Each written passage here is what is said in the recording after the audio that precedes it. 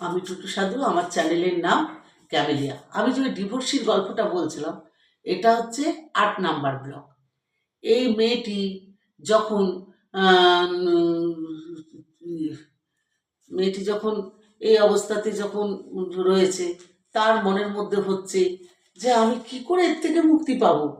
হ্যাঁ, নিজের পড়াশোনা, স্বামীর ব্যবসা, বাচ্চাদের পড়াশোনা, তারপর সংসারে রান্না বান্না সমস্ত কাজ একাধারে কিভাবে করবে। সে ওই অবস্থাতে মেয়েটি চালিয়ে যেতে লাগলো। এরপর নিজের ব্যবসা করলো, মোবিলের ব্যবসা করতো মেয়েটা। মেয়েটা মোবিলের ব্যবসা করে 1 লক্ষ টাকা ব্যাংক ব্যালেন্স করলো। কিন্তু সেই টাকা সমস্ত কিছু ওই তার বুড়ো স্বামী আত্মসাৎ করে নিল।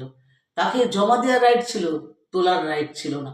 কিন্তু আমি মানে বলছি যেটা, মেয়েটি সার্ভিস যখন করতে চায় তাকে সার্ভিস করতে দেয় না, কিন্তু বলে তুমি ব্যবসা করো, তোমার কি দরকার আছে, ব্যবসা করবে সেই তো টাকা একই হবে। ব্যবসা যখন মন দিয়ে করলো, তার টাকা, সেই টাকাটাও পর্যন্ত নিয়ে নিল। এর মধ্যে তার আহ, দুটো বাচ্চা পরপর বাচ্চা হয়ে গেছে।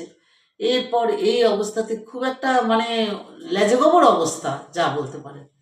এই অবস্থায় এবার ছেলে ভর্তি করবার সময় অশান্তি বাঁধলো। কি অশান্তি বাঁধলো না, ইংলিশ মিডিয়ামে মেয়েটি চেয়েছিল ইংলিশ মিডিয়ামে বাচ্চাকে ভর্তি করবে। আর ইংলিশ মিডিয়ামে কিন্তু অনেক প্রাইভেট টিউটারের অনেক খরচা। তখন মেয়েটির ওই বুড়ো স্বামী তাকে বলে যে দেখো, তুমি ইংলিশ মিডিয়ামে ভর্তি করবে, কিন্তু তোমাকে নিজে, আমি প্রাইভেট টিউটার দিতে পারবো না, তোমাকে নিজেকে পড়াতে হবে। আর তুমি যদি সেটা পারো তবেই ভর্তি করবে, নচেত তুমি ভর্তি করবে না। তা মেয়েটি তখন রাজি হয়ে গেল, ঠিক আছে। এবার মেয়েটির যে 12টা থেকে 3টে 4টে পর্যন্ত যে ঘুমের টাইম, সেই ঘুমটা তাকে ছেড়ে দিতে হলো। ওইটুকু আর ঘুমোতে পারলো না।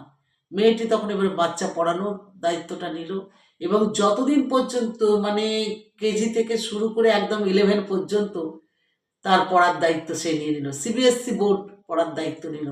মেয়েটা মিশনে পড়তো, তারও ইংলিশ, তারও পড়ার দায়িত্ব নিল।